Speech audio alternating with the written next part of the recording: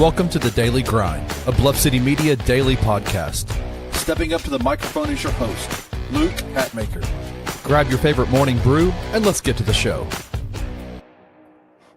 Et nomine Patri et Spiri et Spiritus. You two look ridiculous. Not as much as you right now. God. Well, it's the title of the episode. I was doing a Catholic thing, but you two look like you saw a ghost. That was hilarious. Welcome. I'm unfamiliar. Oh, bro, go to a Catholic service, man. That they get lit there, man. Just handing out wine. Welcome to the Daily Grind. Do you have wine at your church? No, I have coffee. I think that's new school wine. I went to a Catholic wedding one time, and he started doing the holy water stuff. Yeah. And he got the bride, and then the groom was not Catholic. He just kind of paused. He said, "I didn't go hurt nobody." Started flinging it through the crowd. For all the Catholics watching, shout out. I don't know. It's cool religion-ish. How are you guys doing? How are you, Rusty? How are you, Uncle Buck? I'm good this morning. You know, Luke, I'm actually in the process of starting a jewelry store here in Memphis. So if you want to help, just give me a ring. Don't you send him away. What's it going to be called? Rusty's Log Cabin? Perfect. That sounds like something else, though. Give him a ring. You get it, Uncle Buck, because of jewelry? Yeah.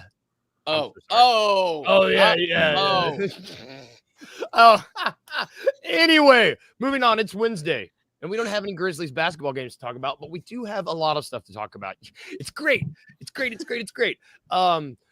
Yeah, for you pagans on the show that didn't recognize my beautiful rendition of a Catholic Eucharist.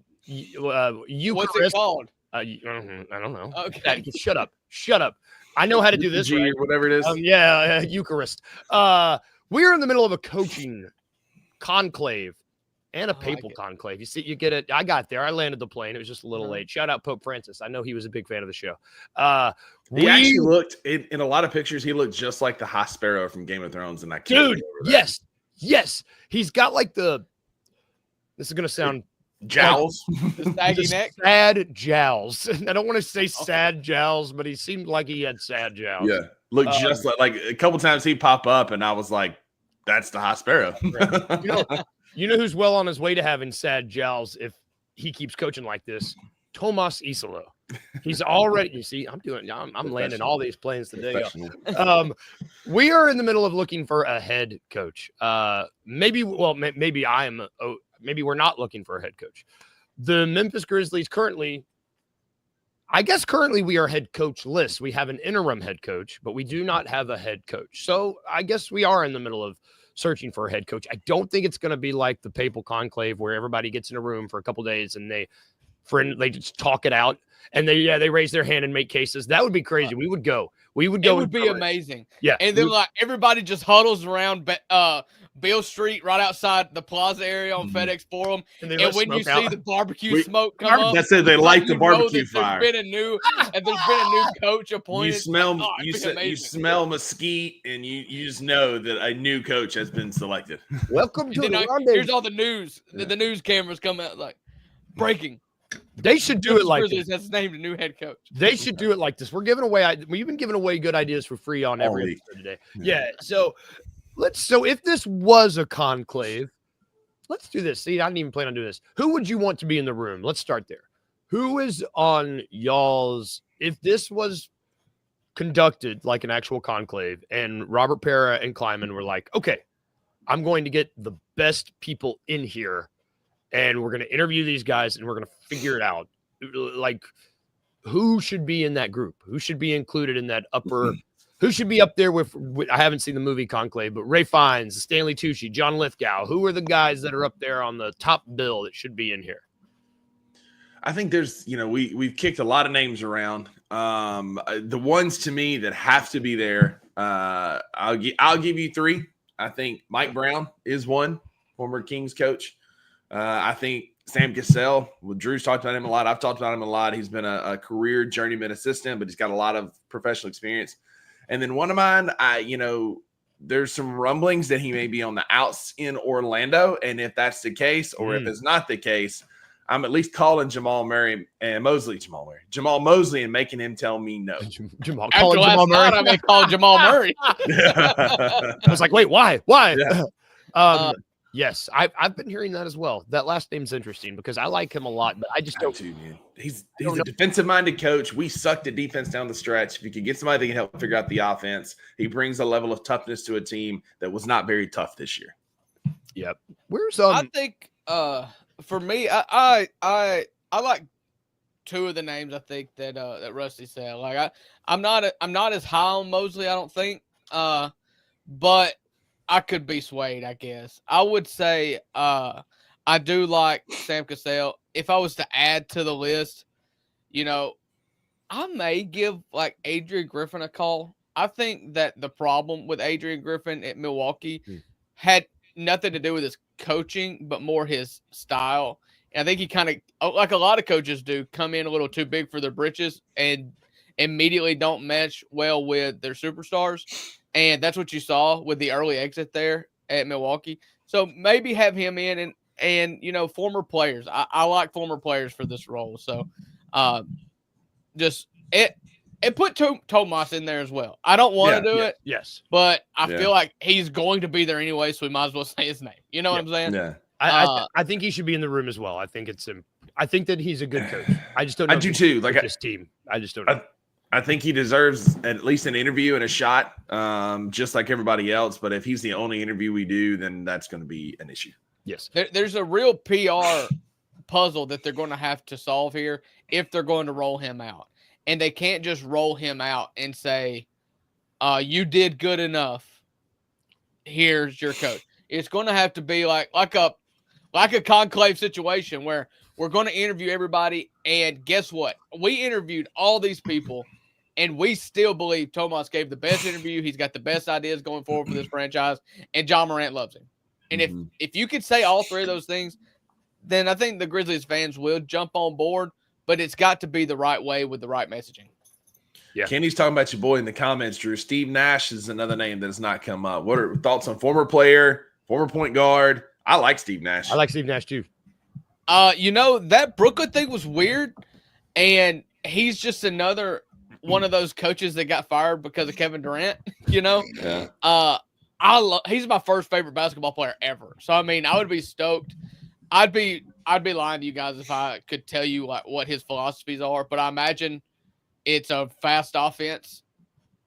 And I don't know that I don't think anybody could help John Morant more than Steve Nash, the original point guard, Yeah. I also don't know that he doesn't come across as having the persona of somebody that can scream somebody to acting straight. Yeah, he reminds me more of I'm making weird metaphors today. He reminds me of Abe Lincoln in how much that job aged him. You remember how you look at Abe Lincoln before the presidency and he looks like young and you're like, oh, nice. You look at Steve Nash before he took that Brooklyn job and after, it's like, oh my God, bro, did you serve 2 tours? Like he looks like he went through the ringer.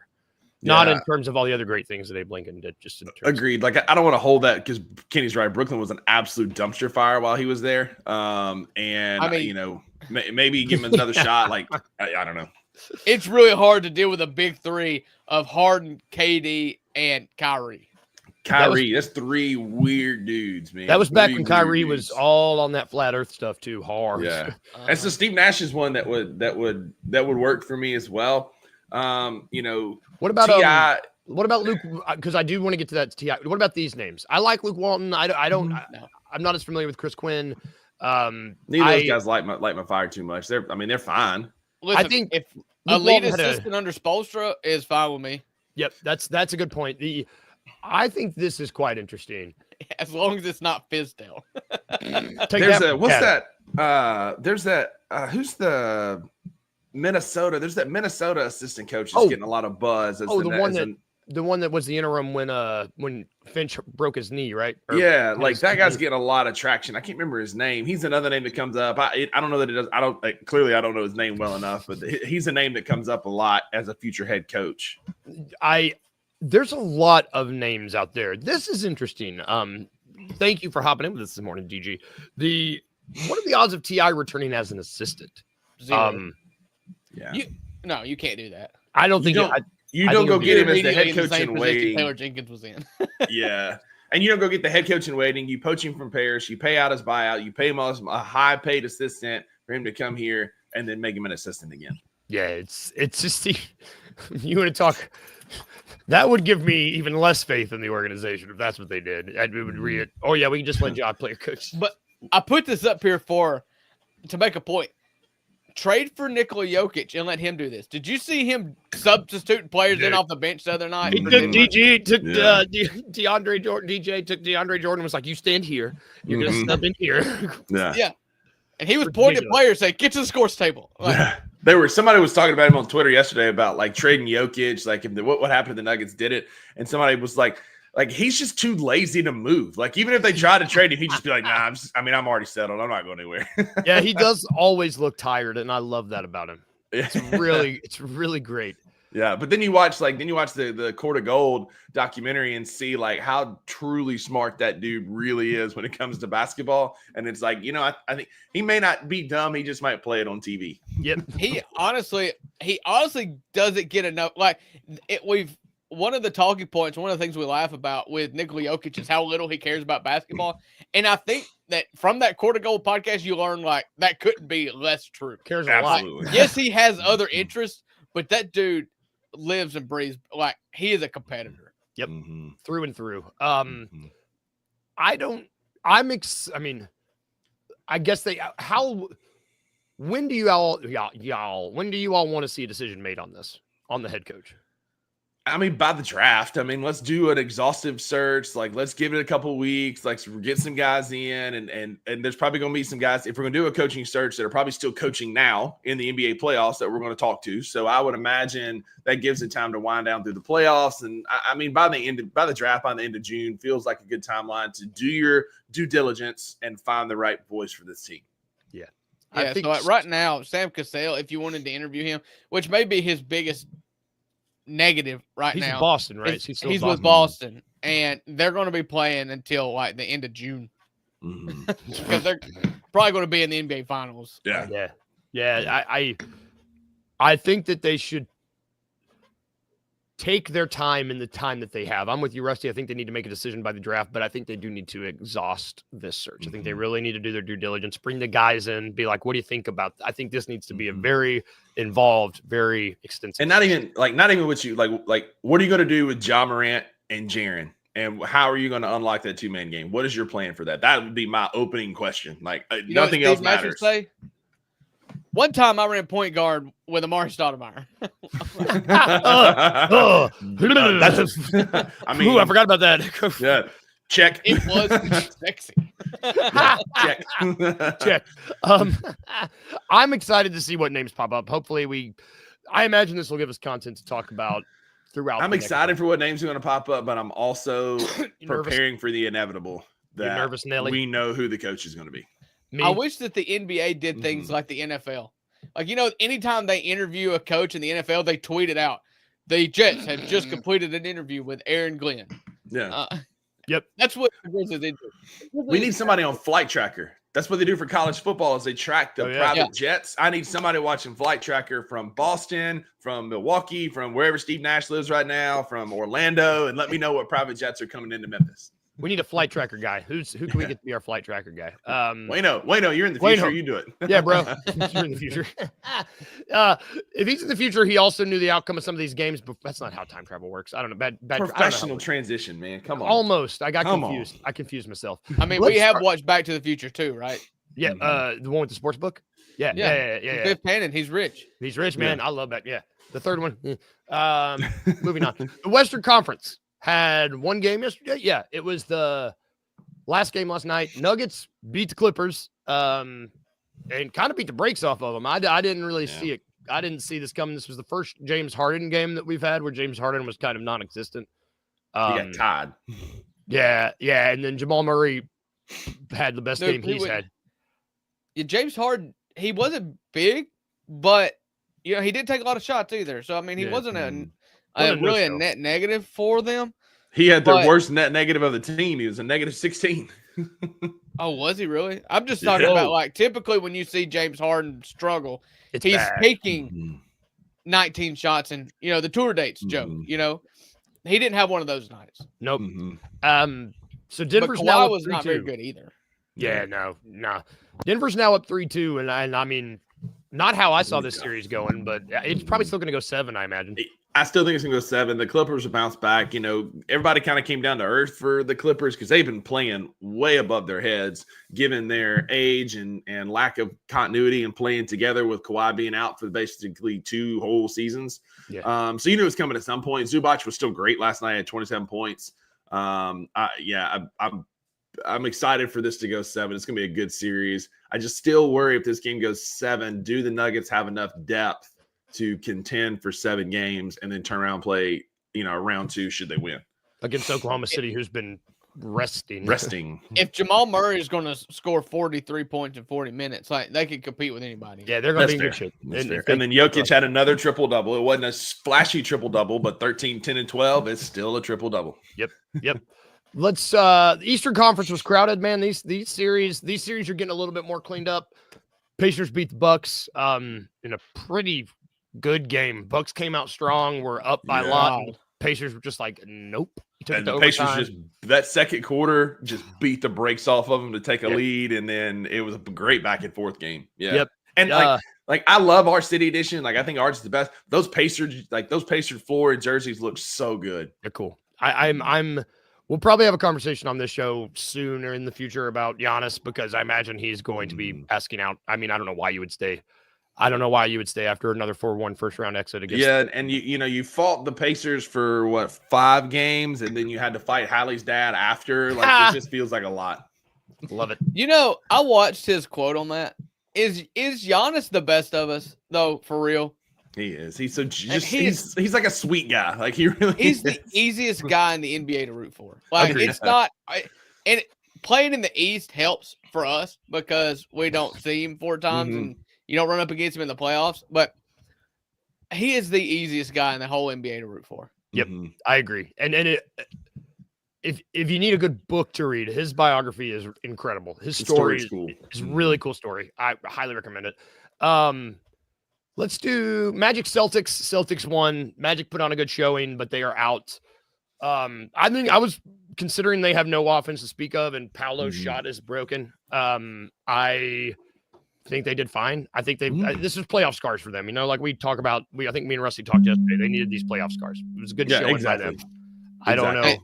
They got their 1 win. That's all you can ask for. All you can ask for. Paolo looks like a guy. If that was ever in doubt, I think they're in good shape.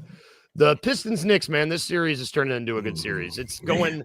This one might go 7 games, and another team that is getting playoff scars.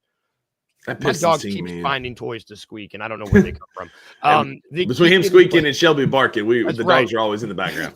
They keep getting playoff scars, and man, I am getting more impressed with this Pistons team every day. They're just the antithesis of what the Memphis Grizzlies are, right? They're just tough. They're hard nosed. They play with effort. They're relentless, and they play well together. Like this team. This is a dangerous team that is going to take the Knicks to the brink. I mean, the Knicks, they're heading back to Detroit, but I agree. I think this is going to go 7 games. Like this is a great series, and we're seeing Cade Cunningham be awesome and exactly what what he's turning into. Yeah, I'm excited. I think Cade showing that he is a guy. Most of these first round series should be wrapped by the end of the week, which is exciting. Last thing before we get out of here, we're going to do something. We're going to draft day, not the movie. Draft day, not the movie. We're having a little bit of a shorter show today. It's my fault. I apologize. But we are drafting stuff. I thought it would be fun. And now that it's even more fun. Oh, this is the opposite. I thought Daniel spoiled it for us. I did too. I was like, wait, the Daniel, exact opposite. So we're going to draft, Daniel, we might do this later. We're drafting a team of players that are still in the playoffs. I still don't know if any Grizzlies. That's an interesting exercise. We will do that later this week to just talk about the roster. But who would you draft as your starting 5 of guys that are still in the playoffs? And I want to do this together because I think we could draft 3 teams of 5 really easily, but I just want to pick the best possible team. Who's your starting center? Is it Joker? It has to be. I feel like it has to be. We could get cute and pick Zubac if we were going to do a. He may be number 2, but he's definitely number 2. I was really prepared to come in here if we were drafting 5 separate teams to go last and get a good player, and then on the turn get Zubac because I picked twice. I was ready to do that. I was just ready. Who's the next player that I immediately want to go to? And I don't know if this is. I want Ant as my 2 guard. He's playing great. He bullied LeBron the other night. Like he's having a better playoff series than he's ever had. I think I think Ant right now. I'm trying to think if there'd be another 2 guard that I'd take over him, and I'm just like nobody. Like I don't think so. 2 guard was the one where I was like, well, are there any good 2 guards left? And I was like, oh, Ant. He's the best. Who's running point for you guys? Steph Curry. You're gonna take Steph. Close. You're taking Steph over SGA. Yeah. I get it. I actually totally forgot about SGA, but yeah, Steph's got 4 rings.